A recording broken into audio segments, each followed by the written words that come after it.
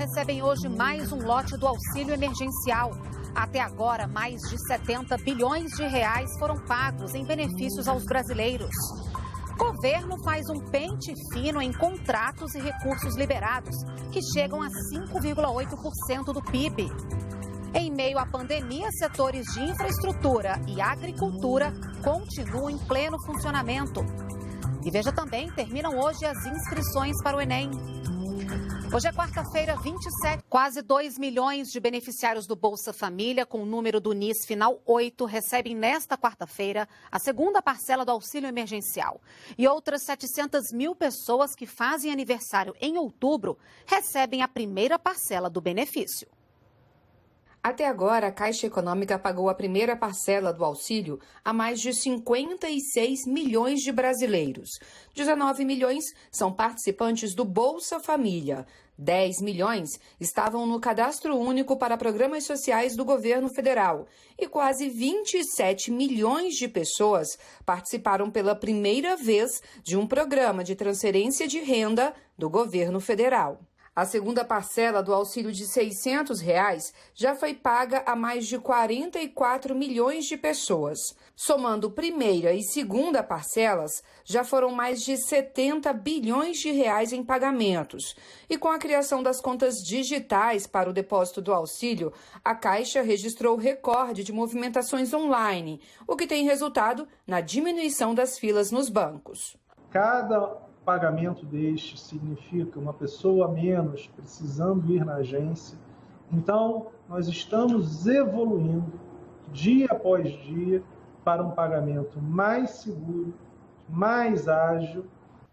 E o auxílio emergencial também chega às populações mais isoladas, como os ribeirinhos na região amazônica. Com embarcações como essa que você vê agora aqui na tela, a Caixa Econômica transporta agências itinerantes, são as chamadas agências barco. Até sexta-feira, essas embarcações vão passar pelos municípios de Careiro da Várzea e Manacari, no Amazonas, e Soure e Salvaterra, no Pará. E os investimentos em medidas de combate aos efeitos do coronavírus já chegam a 5,8% do produto interno bruto. E um pente fino vem sendo feito sobre contratos e recursos liberados. Já são mais de 417 bilhões de reais em investimentos no enfrentamento ao coronavírus em todas as áreas. E para garantir que os recursos destinados cheguem de fato a quem precisa, o trabalho da Controladoria Geral da União tem sido fundamental. Fiscalizamos 13 processos que somam 6 bilhões de reais. Todos esses contratos tiveram diversas identificações de irregularidades previamente à contratação, como empresas sem capacidade técnica nem operacional, propostas de empresas com indicativos de fraude que permitiram que a gente mitigasse casos futuros de fraude e evitassem casos de corrupção no governo. E o pagamento do auxílio emergencial também tem sido alvo de um pente fino do governo. Nós estamos fazendo várias trilhas de verificação, verificando, por exemplo, sócios de empresas que possuem empregados cadastrados estão recebendo o auxílio. São 74 mil pessoas nessa situação. Proprietários de veículos acima de 60 mil reais e que recebem o benefício de 600 reais. Doadores de campanha nas últimas campanhas que doaram mais de 10 mil reais como pessoa física e estão recebendo. Só nessa situação temos 86 mil pessoas. Proprietários de embarcações, pessoas com domicílio fiscal no exterior e que estão cadastradas para receber o benefício. Em conjunto com o Ministério da Cidadania, a gente vem cortando esses benefícios para evitar aí a saída de recursos. E agora um recado para os estudantes. As inscrições para o Enem terminam hoje. Márcia, falando em prazo, o presidente tem até hoje para sancionar aí o projeto de ajuda aos estados e municípios, no valor de 60 bilhões. Exatamente, Renata. A expectativa aqui no Palácio Planalto é que essa sanção seja feita hoje. Na semana passada, o presidente se reuniu com ministros, governadores dos estados e também o presidente da Câmara e do Senado e discutiu esse projeto. Ele adiantou que vai sim sancionar essa ajuda econômica, mas que deve vetar o artigo que prevê um reajuste do salário dos servidores públicos nos próximos 2 anos. Então, segundo a ideia dele, até o final do ano que vem não teria reajuste exatamente para ajudar nas contas públicas públicas no equilíbrio dessas contas. A expectativa aqui no Planalto é que esse projeto seja sancionado ainda hoje e ele destina 60 bilhões de reais para estados e municípios nesse momento de combate ao coronavírus. Tá certo, Márcia. Obrigada pelas suas informações. A gente vai acompanhando aí esse assunto. E mesmo durante a pandemia do novo coronavírus, 2 setores importantes para o país continuam em pleno funcionamento: a agricultura e a infraestrutura. O Brasil continua atraindo investimento estrangeiro, mesmo durante a pandemia. Um exemplo é a renovação do contrato de concessão da ferrovia Malha Paulista, que vai garantir 6 bilhões de reais em investimentos, além de gerar 10 mil empregos. Temos conversado com o empresariado, temos conversado com os investidores e a gente percebe realmente o interesse em manter os investimentos no Brasil, pela dimensão, pelo mercado consumidor, pela qualidade dos ativos, pela sofisticação da estruturação dos projetos. Segundo o ministro Tarcísio, a pandemia não parou o setor logístico do país. Todos os modais estão recebendo apoio do governo para se manter saudáveis nesse período, principalmente o setor aéreo. Eles estão confiando, então, na tomada de dinheiro, na linha de capital disponível pelo BNDES.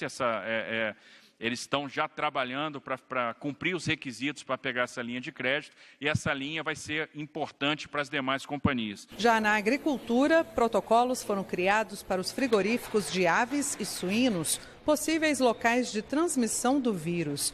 Para reforçar a segurança sanitária, os funcionários dos estabelecimentos serão vacinados a partir de junho contra a gripe. Nós tivemos, num primeiro momento, 5 frigoríficos fechados.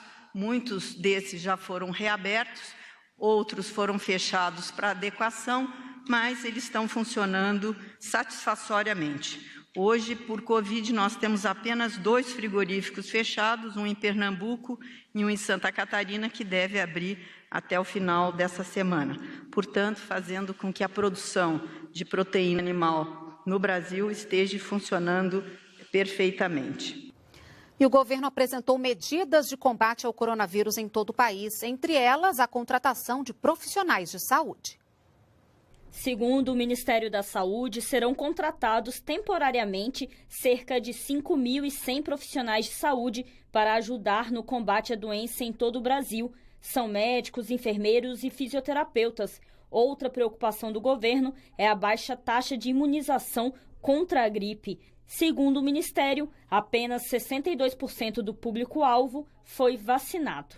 Tanto os estados quanto os municípios devem envidar esforços nesse momento de fazer essa vacina nesse público-alvo, utilizando todas as medidas já divulgadas pelo Ministério da Saúde a fim de evitar aglomerações. O ministro-chefe da Casa Civil, Braga Neto, destacou a habilitação de mais de 6.340 leitos de UTI para tratamento da Covid-19 em todo o país, incluindo leitos específicos para o tratamento de indígenas. O governo está inaugurando o Hospital Newton Lins em Manaus, com uma ala exclusiva de 53 leitos de atendimento para pacientes indígenas. Já o ministro da Ciência, Tecnologia, Inovações e Comunicações destacou a produção de ventiladores pulmonares com tecnologia 100% nacional e a continuidade das pesquisas com medicamentos para tratar a Covid-19. Nós continuamos com os testes clínicos, na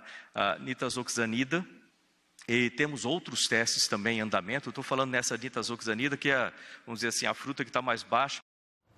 Com o atendimento presencial suspenso no INSS, muita gente que recebe ou precisa do auxílio-doença tem dúvidas sobre a realização das perícias. A orientação é buscar os canais de atendimento. Com as agências do INSS fechadas em todo o país por causa da pandemia de Covid-19, os serviços de atendimento presencial e perícia médica federal foram suspensos. O governo federal garante que os segurados não vão ficar sem os benefícios e, para isso, facilitou o processo para que o trabalhador faça o requerimento do auxílio-doença sem sair de casa, pela internet. Basta enviar o atestado médico pelo Meu INSS, que pode ser acessado pelo site ou por aplicativo no celular. Essa semana nós estamos finalizando todo o represado dos pedidos desses atestados. Quem fez qualquer requerimento ao INSS antes das agências serem fechadas deve acompanhar o status da análise do benefício pelo Meu INSS ou pela central telefônica 135. Nós temos 4 canais hoje onde a pessoa pode procurar informações sobre o seu benefício. O canal do telefone 135, o canal do aplicativo Meu INSS, o site Meu INSS na página do INSS, assim como em localidades onde você tem uma agência próxima ali que você consiga ver, você tem um telefone de plantão onde você